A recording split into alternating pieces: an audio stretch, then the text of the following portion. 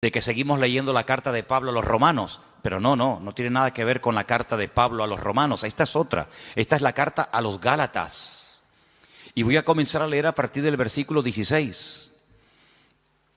Digo pues, andad en el Espíritu. Ya esto ya lo había dicho también a los romanos. No satisfagáis los deseos de la carne, porque el deseo de la carne es contra el Espíritu, y el del Espíritu es contra la carne. Y estos se oponen entre sí, para que no hagáis lo que quisierais. Pero si sois guiados por el Espíritu, no estáis bajo la ley. Manifiestas son las obras de la carne. Y ahora usted, si quiere, las puede ir contando para que usted se dé cuenta cuántas manifestaciones diferentes hay de la carne. Lectura que, por cierto, se leyó también el domingo a la tarde, solamente la volvemos a repetir.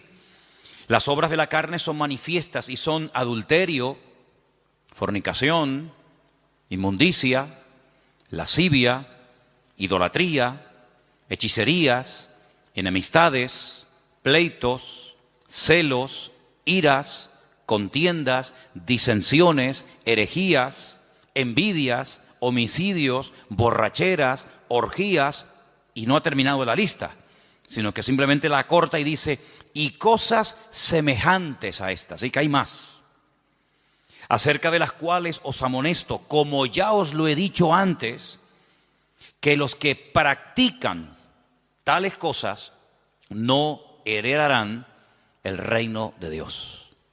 Y ahora cambia completamente el tono.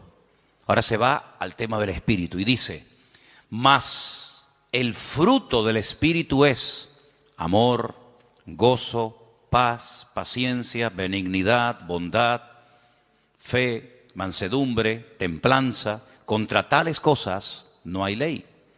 Los que son de Cristo han crucificado la carne con sus pasiones y deseos. Si vivimos por el Espíritu, andemos también por el Espíritu. No nos hagamos vanagloriosos e irritándonos unos a otros, envidiándonos unos a otros.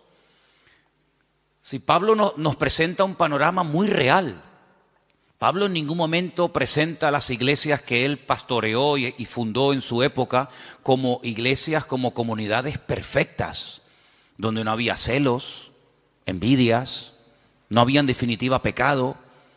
Claro, si así fuera, nosotros nos sentaría muy mal y nos sentiríamos como los peores cristianos del mundo si leyéramos que los Gálatas, los Corintios, los Filipenses, los Tesalonicenses eran hermanos donde nunca ocurría nada malo, nada negativo, no había envidias, ni peleas, ni celos, ni discrepancias entre los hermanos. Pues nosotros al leer eso, si fuera así, diríamos, Señor, pero qué malos somos. Somos unos pésimos cristianos, porque mira cómo vivían nuestros hermanos del siglo I, sin criticarse, sin tener envidia entre ellos, sin haber competiciones, celos, divisiones, ¿verdad? Sin embargo, el panorama es todo lo contrario. Es todo lo contrario. Mire, si fuéramos a la primera iglesia, a la iglesia primitiva, la iglesia madre, la iglesia de Jerusalén, una iglesia, pues imagínate tú, estaban allí todos los apóstoles, todos los discípulos del Señor, atendiendo, pastoreando la iglesia. De los 12 eran 11, porque uno, todos sabemos que se quitó la vida, Judas, pero el resto estaban allí. Ahí estaba Juan, estaba Tomás, estaba Pedro, estaba Santiago. Así que los mejores maestros, los mejores pastores, testigos presenciales de los milagros y de las enseñanzas del Señor. Algo increíble, una iglesia próspera. Dice la Biblia que no había necesitados entre ellos, no había necesitados. No había gente de clase alta, de clase baja, gente con un poder adquisitivo tremendo, gente que los pobrecitos no tenían ni para comer. Dice que entre ellos no había necesitados. ¿Y cómo solucionaban este problema? Porque en las iglesias hoy en día se ven muchas diferencias. Gente que está muy bien, gente que no está tan bien, gente que le sobra de todo, gente que le falta de todo. Pues ¿cómo es posible que en aquellos tiempos el Señor diga, y está escrito, y eso ha sido inspirado por el Espíritu, lo cual no es ninguna exageración ni mentira, que en la iglesia no había ningún necesitado? Bueno, pues muy fácil, muy fácil. Dice la Biblia que los que tenían mucho vendían, se desprendían de su patrimonio y los repartían a los que no tenían.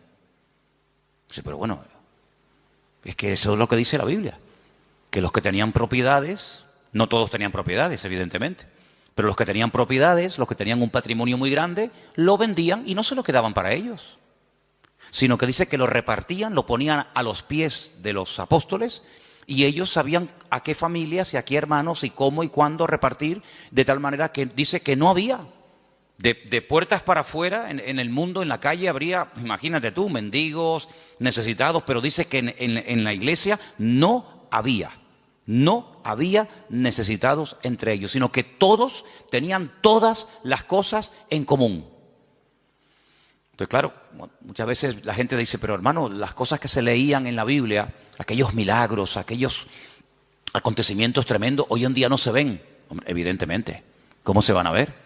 Si la vida de los cristianos no tiene absolutamente nada que ver, nuestras vidas, con eso de la propiedad privada y con eso de la privacidad, etcétera, etcétera, nuestras vidas no tienen nada que ver con la vida que aquella gente llevó, por lo menos durante un tiempo. Y uno dice, una iglesia tan bendecida, con tantas enseñanzas, con los apóstoles, con milagros, porque mira que había milagros allí, milagros que a veces ocurrían hasta sin pedirlos, sin querer. Pedro dice que un día iba al culto, y cuando él iba caminando, claro, uno proyecta la sombra y dice que la sombra, ni siquiera imposición de manos, ni oración directa, sino su sombra, dice que cuando pasaba y caía por encima de los enfermos, eran sanados, la sombra de una persona, la sombra. Eso no lo hemos visto nosotros nunca, y no sé si alguna vez lo veremos, pero en aquellos tiempos era normal. Y cuenta la palabra que incluso había gente que vivían lejos, ya un poquito más adelante en los tiempos del apóstol Pablo, cuando ya era un apóstol, y dice que había personas que vivían lejos, incluso que tenían problemas con demonios terribles, y Pablo se quitaba una prenda de su ropa, un pañuelo o lo que fuera, y se lo mandaban a través de un familiar o de un vecino o de un amigo, y cuando se lo ponían encima aquella persona se sanaba, era liberado. Unas cosas increíbles, ¿no? Increíbles.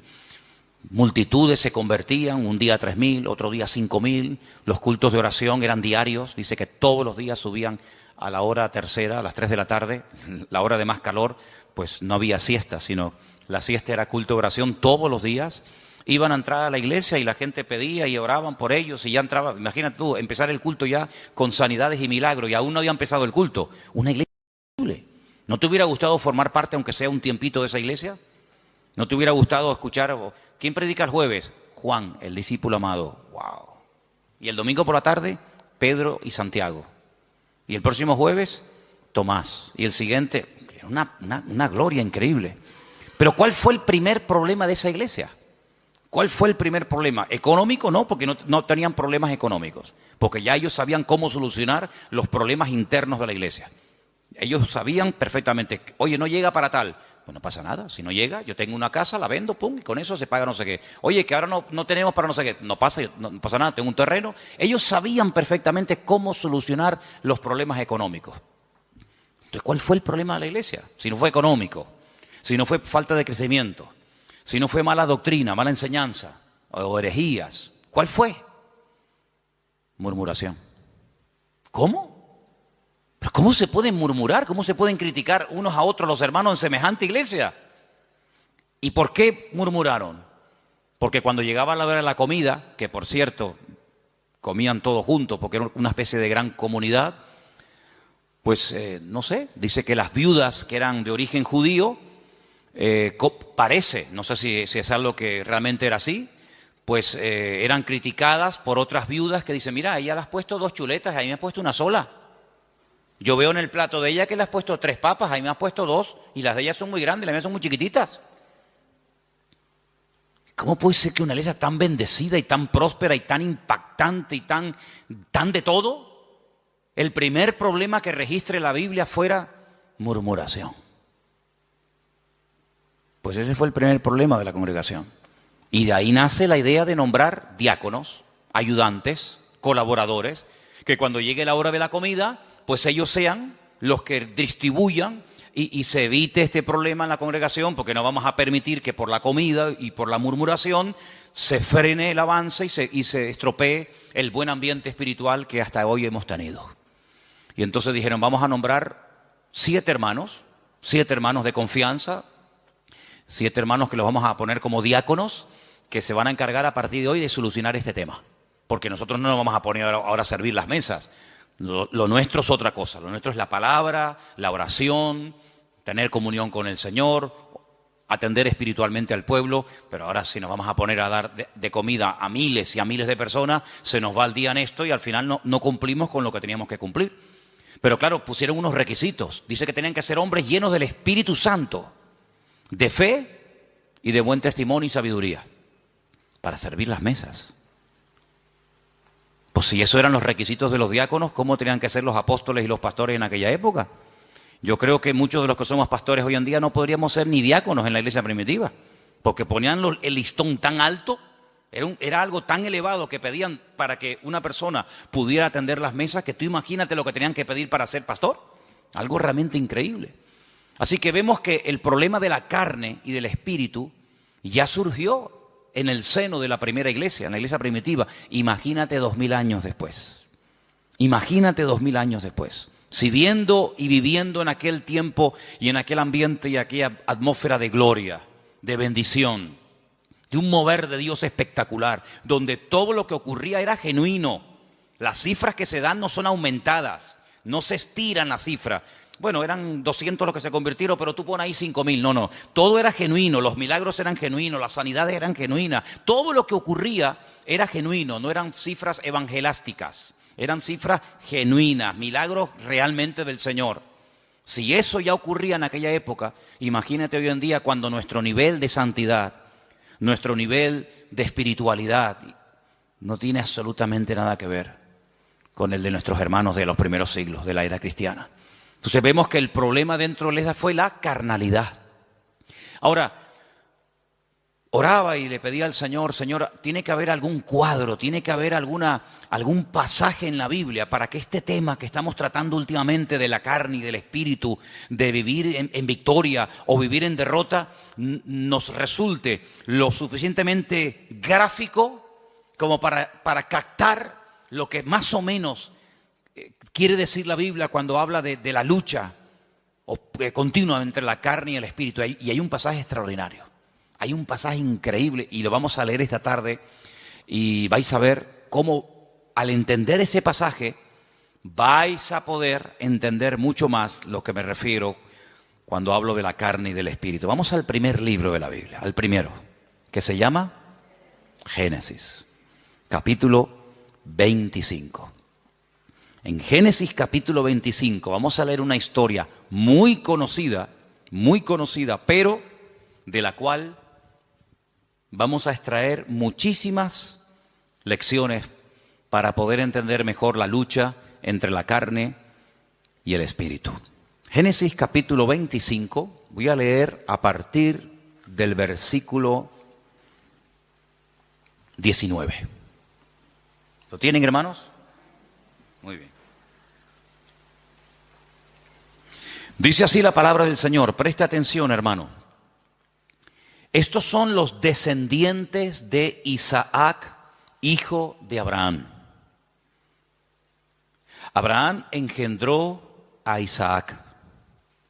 Y era Isaac de 40 años cuando tomó por mujer a Rebeca, hija de Betuel, arameo de Padán Aram, hermana de Labán, arameo. ¿Cuántos datos en un solo versículo? La edad, el nombre del padre, el nombre del hermano, un montón de datos, todos muy importantes. Quédese con esta cifra. 40 años tenía cuando Isaac se casa. Y entonces dice en el versículo 21, y oró Isaac al Señor por su mujer, que era estéril, y lo aceptó el Señor y concibió Rebeca, su mujer. Y los hijos luchaban dentro de ella y dijo, si es así, ¿para qué vivo yo? Y se fue a consultar al Señor. Y el Señor le respondió y le dijo, 2 naciones hay en tu seno, y 2 pueblos serán divididos desde tus entrañas. El uno será más fuerte que el otro, y el mayor servirá al menor. Esa es la palabra que el Señor le da a esta mujer atormentada. Esta mujer que lo está pasando realmente mal, porque tiene una batalla, tiene una guerra dentro de su vientre. Entonces ella dice, Señor, si estar embarazada es esto, yo no quiero vivir, yo no quiero seguir adelante con este embarazo, quítame la vida. Y entonces ella se va y se refugia en el Señor y le dice, Señor, explícame qué es lo que aquí está pasando. Seguramente ella habrá hablado con otras mujeres, incluso a lo mejor, vete tú a saber, con alguna mujer que también estaba embarazada como ella en aquel tiempo. Y seguramente alguna le habrá dicho, oye, pues yo no sé, yo no te entiendo porque a mí no me está pasando nada de lo que tú estás diciendo. Entonces ella cuando se va a consultar con el Señor no es porque está un poquito mareada y tiene vómitos por la mañana temprano cuando se levanta y pierde el equilibrio y está cansada. No, ella está harta. Ella lo está pasando francamente mal. Pero va a consultar, va a buscar palabra de Dios. No va a quejarse, no va puerta por puerta, sino que ella va al único que le puede decir qué es lo que está pasando. Ella va al Señor y desahoga su alma delante del Señor y el Señor le habla y le da una palabra tremenda. Mira, no llevas uno, llevas dos. Y son dos pueblos. Y están peleándose desde tu vientre. Y siempre será así. Y el mayor servirá al menor. Y entonces ya ella más o menos entiende qué es lo que está pasando. Seguimos. Versículo 24. Cuando se cumplieron los días para dar a luz, he aquí había gemelos en su vientre. Ya se lo había dicho el Señor, que había dos, no uno. Luego, aquí vemos que la primera parte de la palabra, no llevas uno, sino llevas dos, se está cumpliendo. Cuando ella vio salir uno y vio salir al otro, ella seguramente habrá recordado lo que el Señor le había dicho. Dos, llevas dos, no uno, dos. Luego, si la primera parte de la palabra se ha cumplido, prepárate porque la segunda también se va a cumplir. ¿Cuál es? Que se van a llevar como el perro y el gato.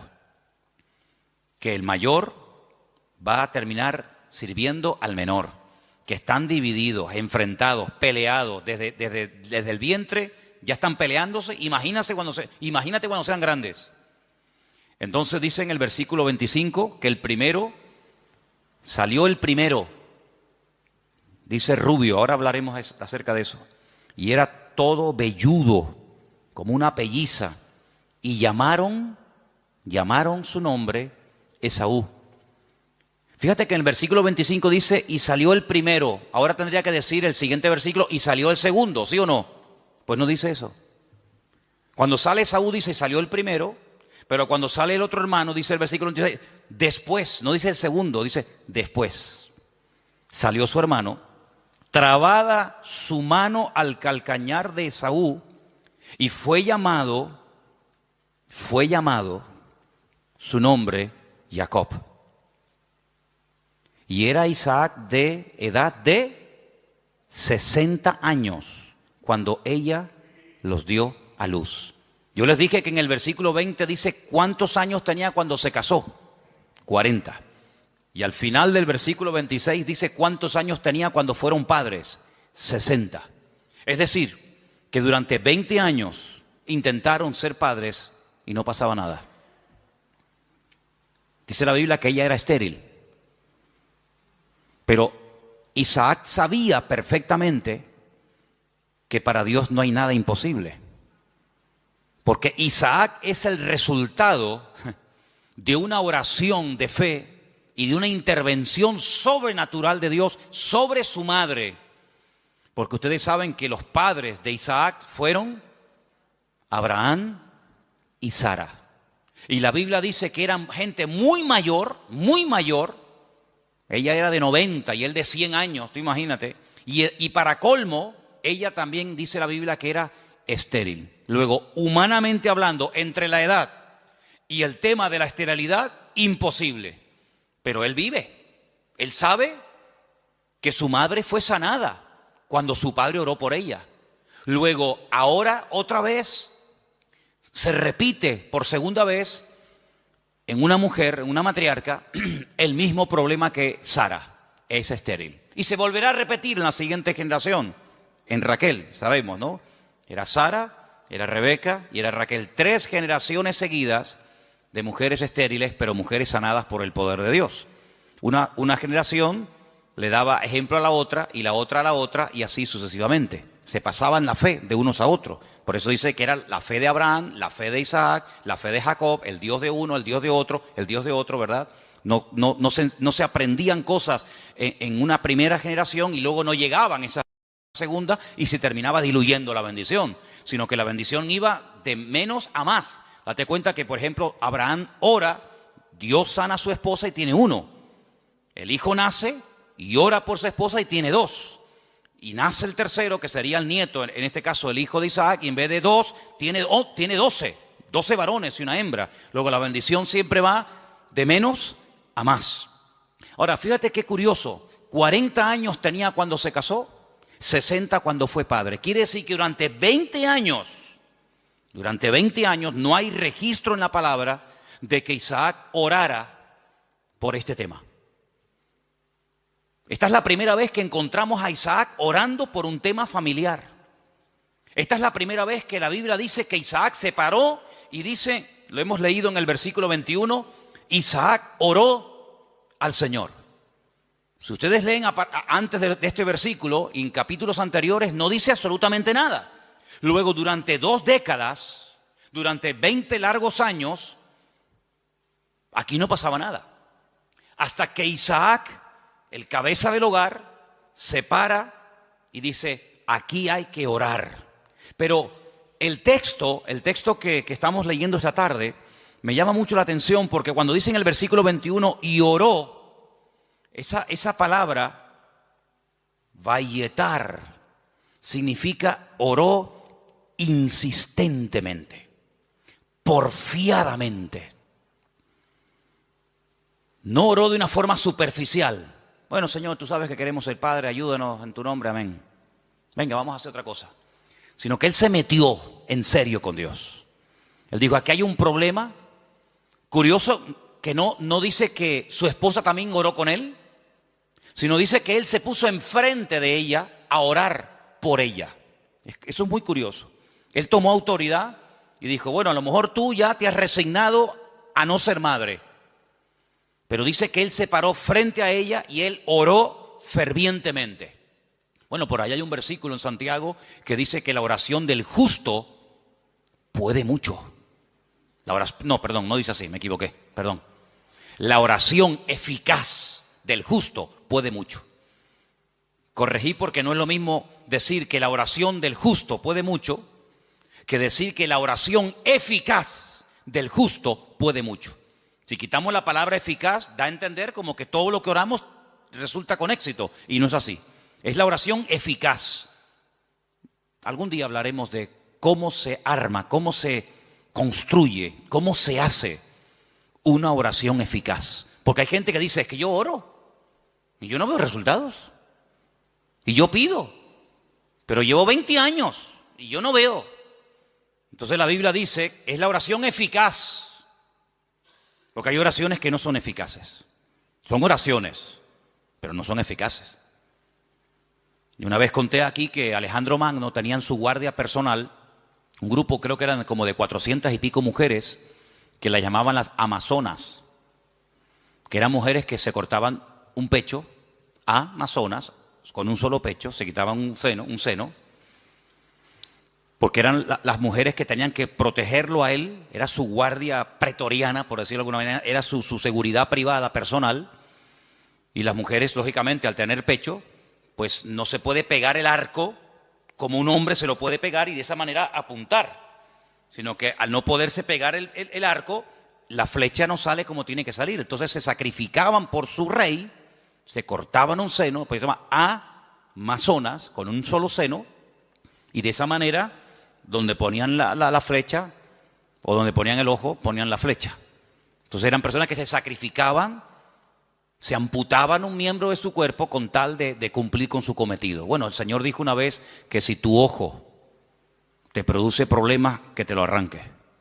O si tu problema no está en los ojos, sino en las manos, pues arráncatela o córtatela. Porque mejor es entrar tuerto, ¿no? Se dice tuerto, ¿no?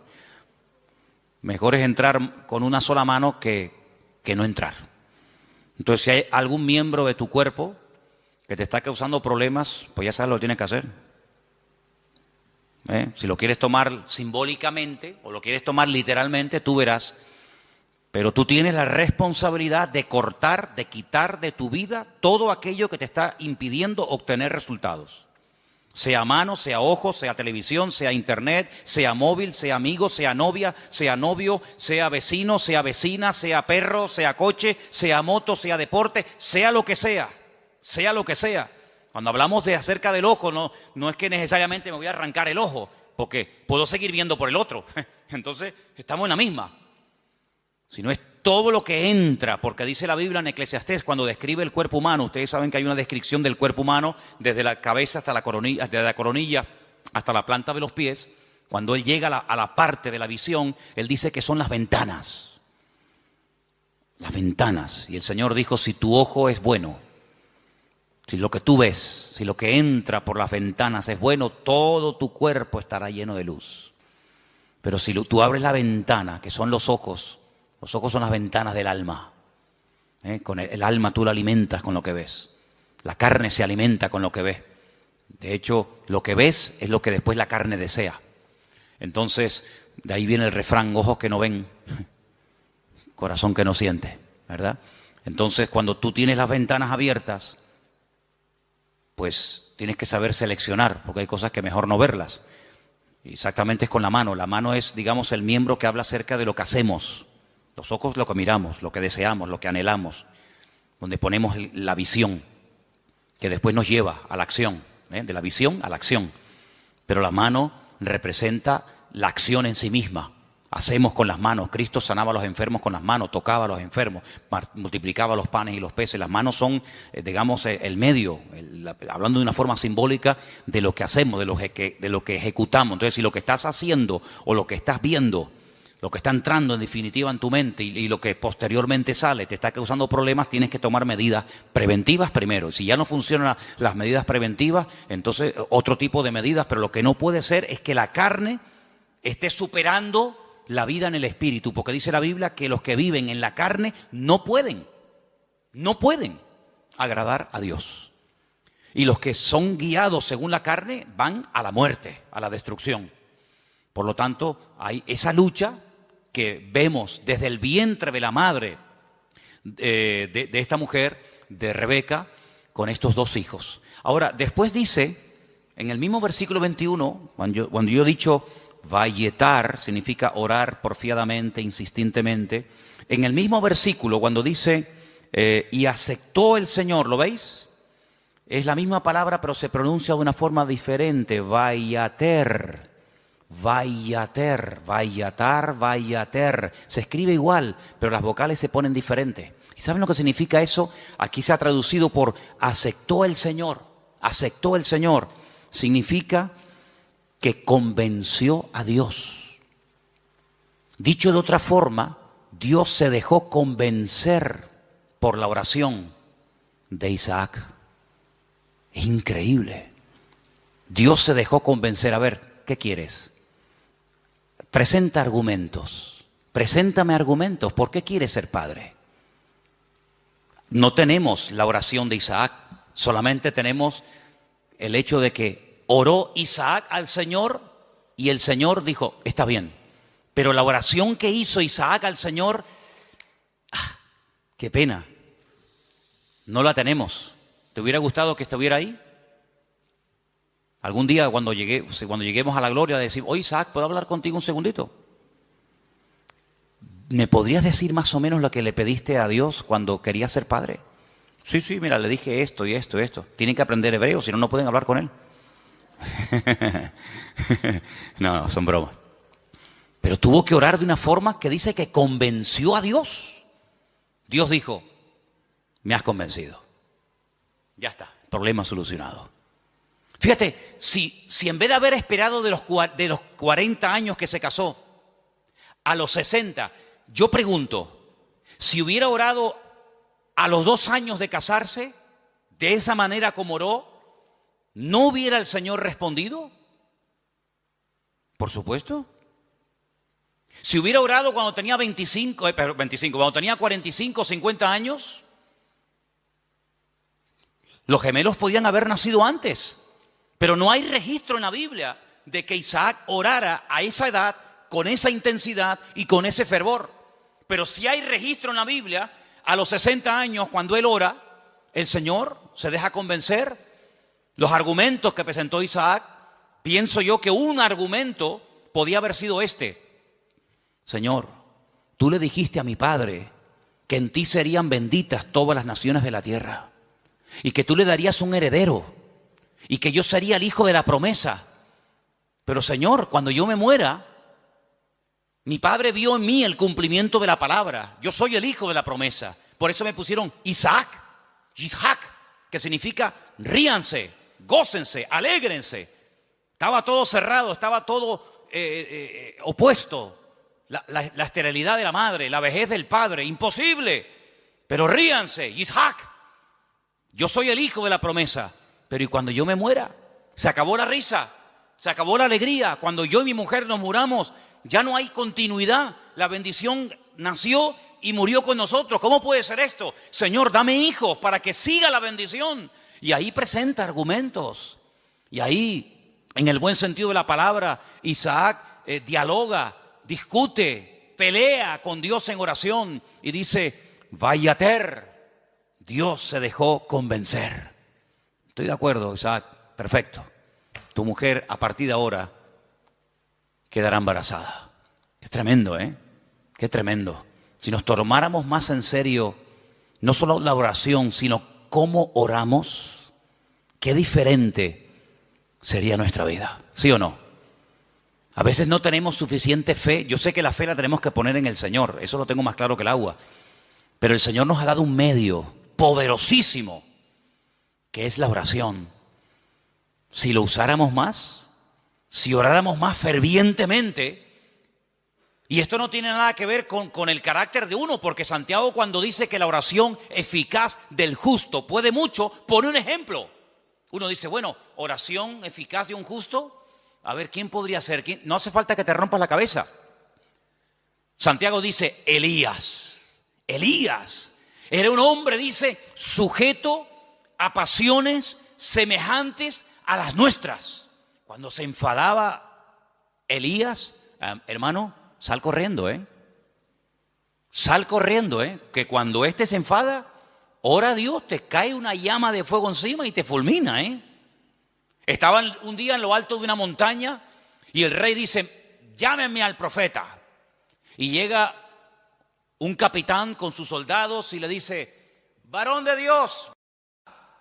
Así como no le gustó mucho el tonito, ¿no? No le gustó mucho la forma tal vez como se lo dijo. Y Elías se le queda mirando y le dice, varón de Dios, ¿no? Así como con rintintín.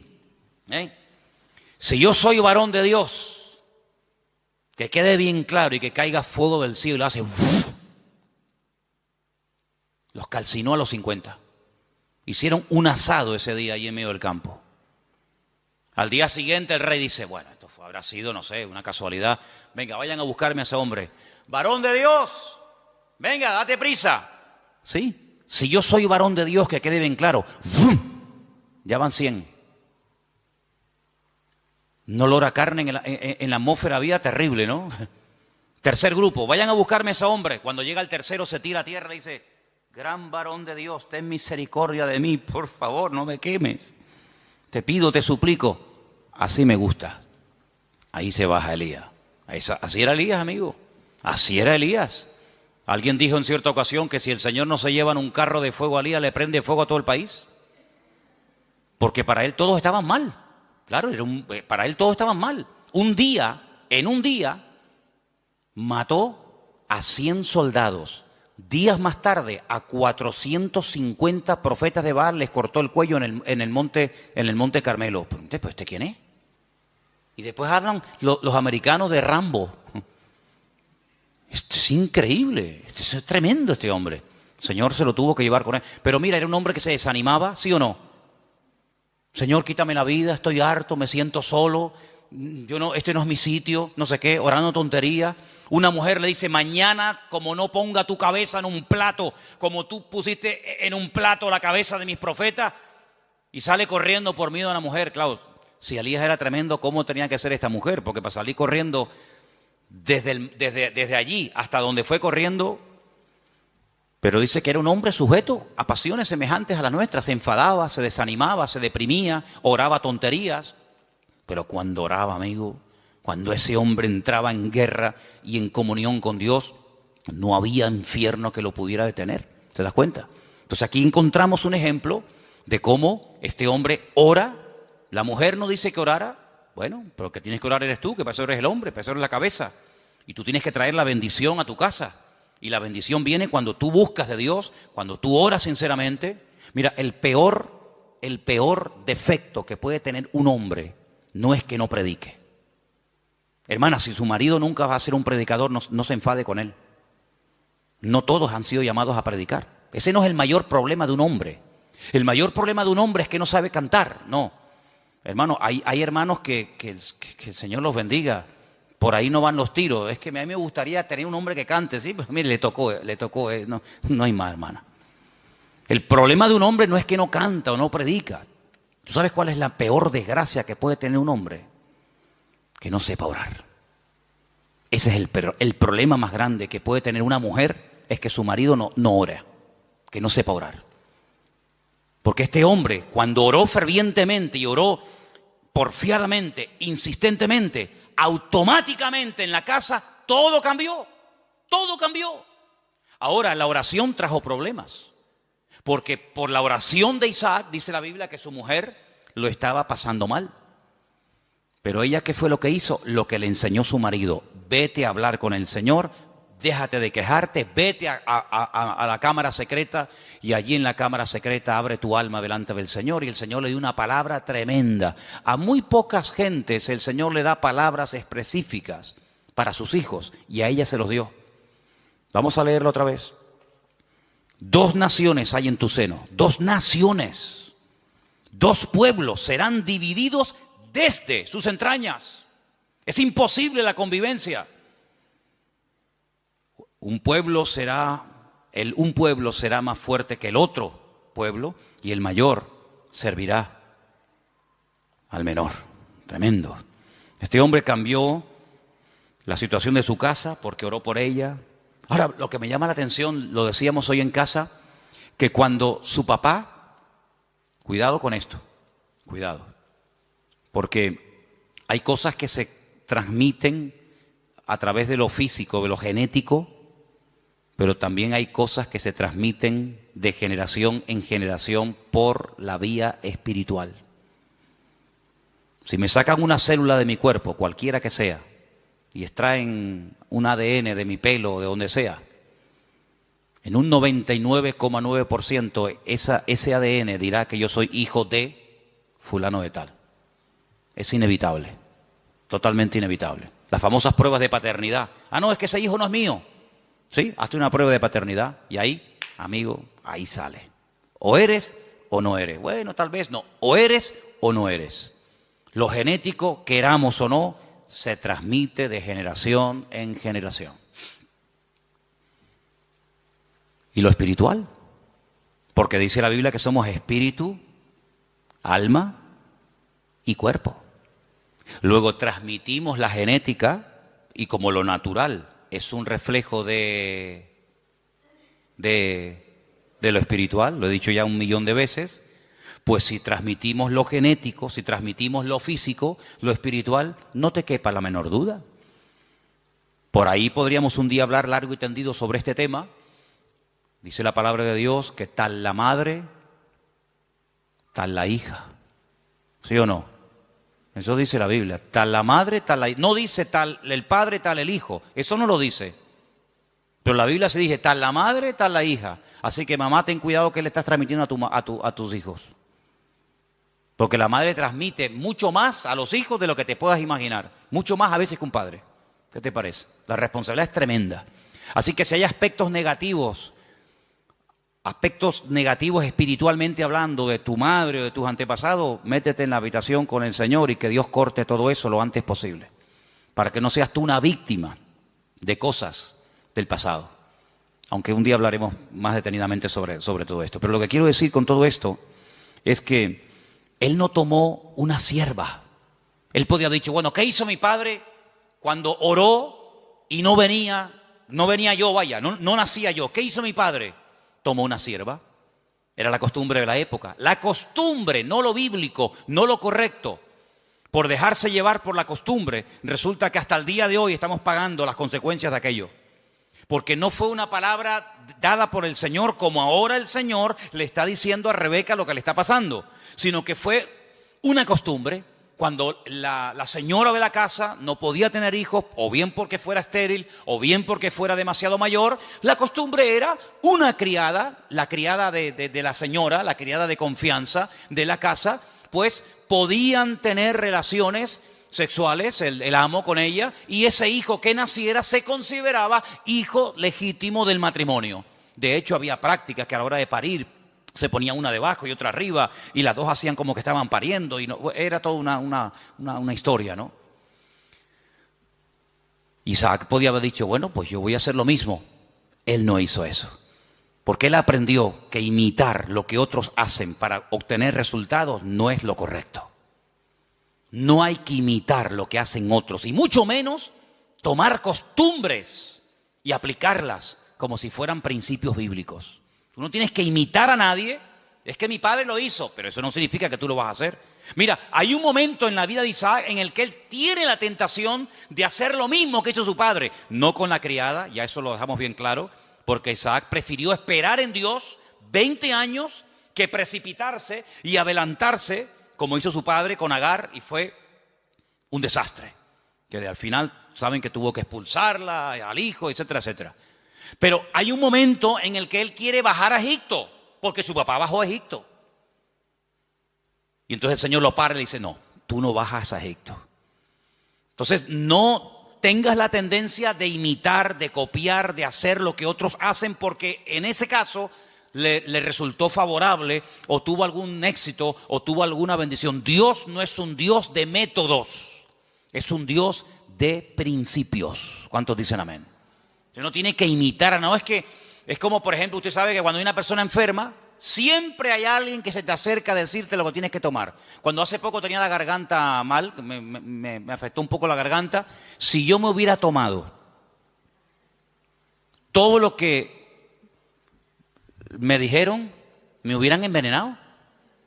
Me hubieran envenenado. No, tienes que tomarte tomillo con un poco de orégano y con una cuchara y una yema de huevo. Al rato venía otro. No, lo que tú tienes que hacer es tomarte gárgaras de limón con miel por la mañana. Venía otra. No, lo tienes que hacer una infusión de jengibre. Si yo llego a mezclar todo eso, estaría muerto. Porque todos tenemos siempre la tendencia de decir a los demás lo que tienen que hacer. Y aquí vemos algo muy importante. Isaac dijo, mi padre hizo mal. Hizo mal. Pero yo no voy a imitar a mi padre. Yo voy a orar al Señor, y aunque seguramente Isaac tenía muchas criadas y muchas siervas, yo no voy a hacer eso. Y eso se lo transmitió a su mujer, de tal manera que ella, cuando está mal, lo que hace es lo que su marido le ha enseñado. Vete a orar y el Señor te dirá lo que tienes que hacer. ¿Cuántos dicen amén? Tremendo, este pasaje me gusta muchísimo. Así que no toma el ejemplo de su padre, pero ahora vamos al versículo donde dice que los hijos luchaban dentro de ella. Dentro de ella. Hay otra versión que dice se agitaban. Hay una palabra un poquito extraña en hebreo que es vayitrosasú, algo así, que viene de la raíz ratz, que significa correr, destrozar, aplastar. Se estaban matando los hermanos en el vientre de la madre. No es que decía, échate un poquito para allá, como por las noches, ¿no? Cuando estamos durmiendo, sobre todo cuando hay calor, ¿no? Los matrimonios, cuando hay calor, que dice, échate para allá. Cuando hace frío, dice, échate para acá. No es que quedamos, para allá o para acá, depende de la estación. Échate para allá, échate para acá. No es que estaban ahí incómodos, ¿no? ¿Verdad? Sino que se estaban matando. Querían salir los dos antes de tiempo. Se estaban aplastando, se estaban dando una cuerada entre ellos tremenda. Ahora tú imagínate tener dos, si ya uno es complicado, imagínate tener dos que se están matando y peleando el uno al otro. Bueno, el otro día me contaron algo, yo no sé si será verdad o no, pero dice que una madre embarazada denunció a su hijo antes de nacer, porque le estaba dando un mal embarazo. Lo denunció. Y dice que un juez aceptó la denuncia y que cuando salga niño, no sé, lo llevarán a comisaría o le pondrán a la esposa, yo no sé. Denunció al hijo porque le estaba causando problemas al embarazo. Oye, hay que estar de verdad. Después dicen que nosotros estamos locos, pero el mundo está, bendito sea Dios. Denunció al bebé que aún no ha nacido. Imagínate tú, su propia madre. Pórtate bien, que te portes bien, que no te muevas. Imagínate dos peleándose ahí, matándose y pellizcándose y pegándose puñetazos. Es que hay dos dentro. Y uno es completamente diferente al otro. Y ahí es el cuadro que yo estoy utilizando esta tarde para reflejarles la realidad de la batalla que hay entre la carne y el espíritu. Uno tendría que sentirse tan mal como se sintió Rebeca cuando hay esa batalla interior dentro de nosotros entre la carne y el espíritu, que no nos queda más remedio que ir a hablar con Dios y desahogarnos con el Señor. Ella no dijo, bueno, esto es normal, sino cuando en nosotros hay esa guerra, como decía Pablo, Romanos capítulo 7, léanlo, es un capítulo tremendo. Pablo abre su corazón, Pablo se quita la careta y dice, hermanos, lo que quiero hacer no lo estoy haciendo. A veces hago cosas que no quiero hacer. Miserable de mí, ¿quién me librará de este cuerpo de muerte? Lo que quiero hacer no lo hago lo que no quiero y hay una ley dentro de mí. No le eche la culpa a fulano, a mengano. Hay una ley, hay algo dentro de mí. Es esa ley que la carne se rebela contra el espíritu contra la carne, igual que Jacob y Saúl, que se mataban y se pegaban el uno al otro. ¿Y qué hizo Rebeca? Se fue a hablar con el Señor. Eso es lo que deberíamos de hacer cuando nos sentimos mal, cuando queremos orar, pero no quiero orar. Cuando quiero leer la Biblia, pero no me da la gana de leer la Biblia. Y cuando quiero que Dios me bendiga, pero ya no quiero saber nada de Dios, me tiene cansado. Y cuando quiero ir, pero ya no quiero ir. Cuando hay esa lucha, no te resignes y digas, bueno, seré que soy raro, seré que soy un bicho extraño. No. Lo que tenemos que hacer es lo mismo que hizo Rebeca. Señor, ¿qué pasa? ¿Qué me está pasando, Señor? Háblame, ayúdame. Porque si no me ayuda, quítame la vida. Porque esto no es vida ni es nada. No lo dijo, pero casi probablemente estuvo tentada a decir, es que yo estaba mejor antes que ahora. Yo estaba mejor antes cuando era una mujer estéril, sin hijos, que ahora que tenía que estar saltando de alegría por estar embarazada, pues antes yo vivía y me sentía mejor que ahora. Ahora que me has bendecido, esta bendición me está trayendo unos problemas terribles. No dijo todo esto, lo estoy diciendo yo, a ver si me entienden. Pero ¿cuántas veces puede pasar por nuestra mente? ¿Cuántas veces nos pueden cruzar los cables por nuestra mente y decir, ¿y ahora qué? Ahora, y lee la Biblia y vas a la iglesia y no sé qué, y te das cuenta. El diablo es tremendamente cruel con nosotros.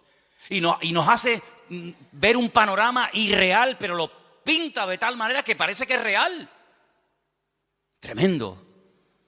Ya se lo dijo al Señor, solamente te quiero pedir una cosa, que te postres y me adores. Y si lo haces, mira qué fácil, te postras, me adoras y ya está. Te doy todos los reinos de la tierra. Y el diablo lo que quiere, detrás de toda tentación, detrás de todo ataque, siempre está lo mismo. Claudica, tira la toalla, ríndete. ¿Y qué es rendirse? Es darle la razón al diablo. Pero dice la Biblia, sométete a Dios, resiste al diablo y huirá de vosotros. ¿Cuántos dicen amén? No dice, no, yo me someto a Dios y el diablo huye. Es que no dice eso. Como tú te estés montando una vida cristiana diferente a los principios que dice la palabra, te vas a llevar cada palo, te vas a llevar cada desilusión, porque ves que haces cosas y no funcionan. Y no hay nada peor que hacer algo y ver que no funciona y te enfadas con Dios.